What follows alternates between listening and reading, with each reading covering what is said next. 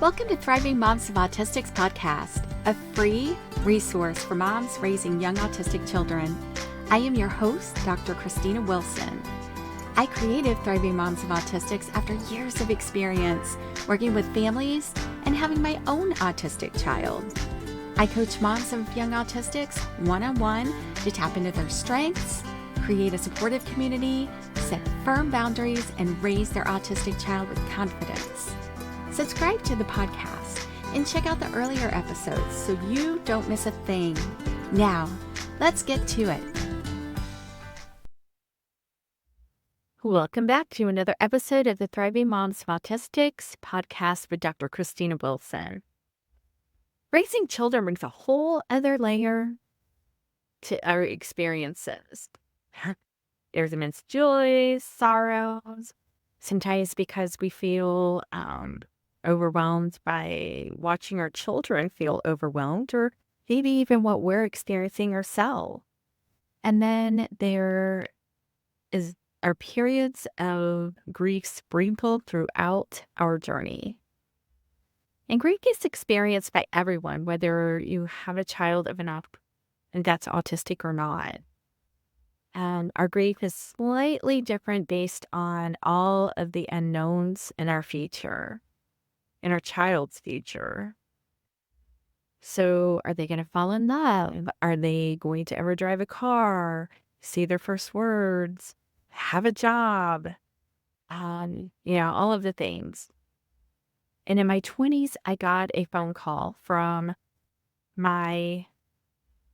someone in my family, and she said that my dad was dying from cancer, and he did not have very long. I didn't know what to feel in that moment. I was just shocked. And they told me, whatever you're feeling, it's okay. Because those feelings belong to you. And whatever you decide to do next, and that's okay too. If you choose to call or go visit or not do anything at all, that is perfectly fine.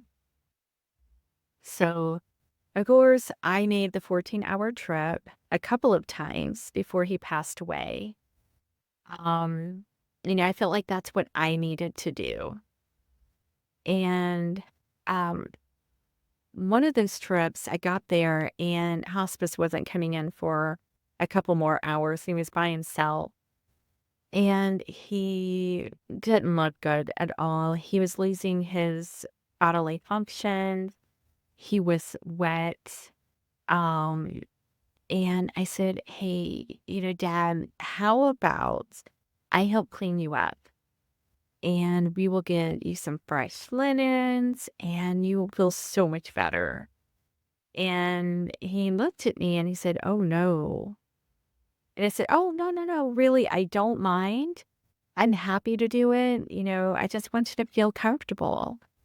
And he said, no, I can't let you do that because I never did anything for you. And I remember looking at him and saying, I understand, and you weren't the dad that I needed you to be when I was growing up in this world. And you weren't there. But that was then, and this is now. And I want you to know that you gave me the greatest gift there ever was. And that's life. You gave me life. And that is huge.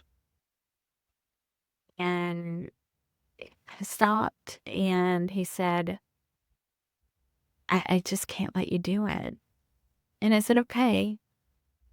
And so we went on to have our visit that we needed very much, obviously.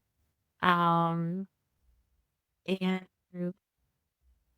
got home, and one night soon after, I got a phone call in the middle of the night, and it woke me up, and I said, Dad, is that you? There's a man on the other end. We still had landlines back then. And He said, "What?" And I said, "Is that you, Dad?" And I think he realized that he had dialed the wrong number, and he said, "No, honey, I'm not your dad." And I remember feeling so disappointed. Um, and I guess I wanted one more moment because we didn't have very many. And I realized that in that moment that the loss of my dad wasn't like other people's loss. Um, I was grieving something that never was. I didn't have those beautiful memories of a father and daughter. I grieved what could have been or what I had missed, because he had not chosen his role as a father and husband, rather than other things and that weren't positive. So monks of autistics often grieve things that society experiences from raising neurotypicals. And our experiences are mostly, if not entirely, different. So in this episode, we explore the importance of meeting ourselves where we're at, and feeling those feelings that are really hard, being okay with that, and walking through the process of grief, and essentially moving forward in a journey that looks very different from everyone else's. So find the full transcript for this episode on your favorite podcast app. Please share the podcast with other moms and help them grow in their autism journey. And you can also do this by leaving an Apple podcast review. I appreciate you so much. So, moms of autistics experience grief more often than other moms do. And in fact, moms of autistics experience some really big emotions, and often, and weighs heavily on you at times. Sometimes you don't deal with things as well as you would like. That happens to all of us. And when that happens, always remember that you do have a choice. So you can get bogged down by it and get stuck in the negativity or the shame, or you can view it for what it is. It's a learning experience. And even for you, it's a learning experience. It's okay to have them. And I often say that bad situations bring opportunity if you allow it to. And give yourself permission to grow from it rather than staying stuck in the sorrow.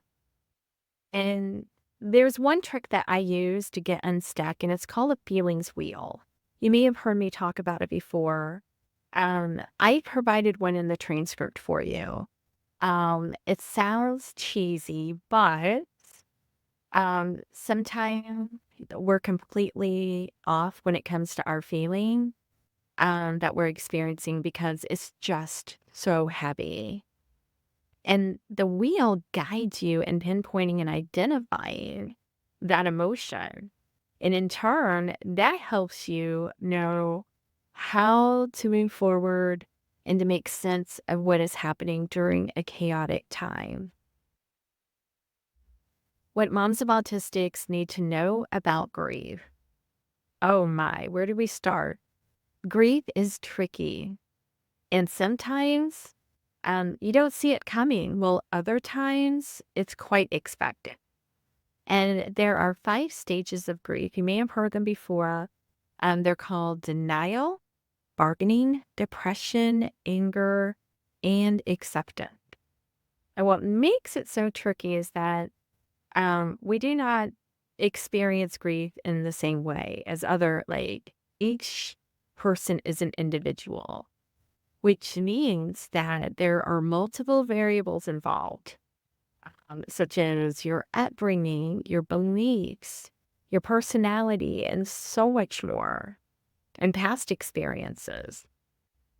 Also, the 5 stages do not occur in a specific order. Wouldn't it be nice if it did, right? Oh, no, no, no. It's like a ping pong ball. So you might experience denial one day and acceptance the next, and then you might feel angry another day, and then depressed the next. There's so on. And then go back to denial. It's all back and forth and all around. And that could go on for some time. So be mindful of that. There's no acceptable period for grieving. There's just not. Now, another thing to remember is that your feelings are normal responses to very difficult situations. And you must feel them and understand them before you can move forward. I encourage you to use the feelings wheel as a tool to do just that. And like I said, I have one for you. Or you can Google it and find them all over the internet. They're out there. And the last thing to remember is that you don't have to go through this alone. There are others going through it too that get autism. So check out the Autism Thrive Tribe community for moms of autistics, and it's all free. And you have access to other moms, which is awesome, who can support you and who get it. And I've also added tons of resources for you to help. So you can find this at thrivingmomsofautistics.com or the direct link that I included in the transcript. I hope this helps, and let's meet up again next week. Thanks for listening to Thriving Moms of Autistics podcast. Be sure to leave a review and tell other moms of autistics about the podcast. Let's support each other. Find the full transcript for this episode at thrivingmomsofautistics.com. And be assured, you are not alone in your journey.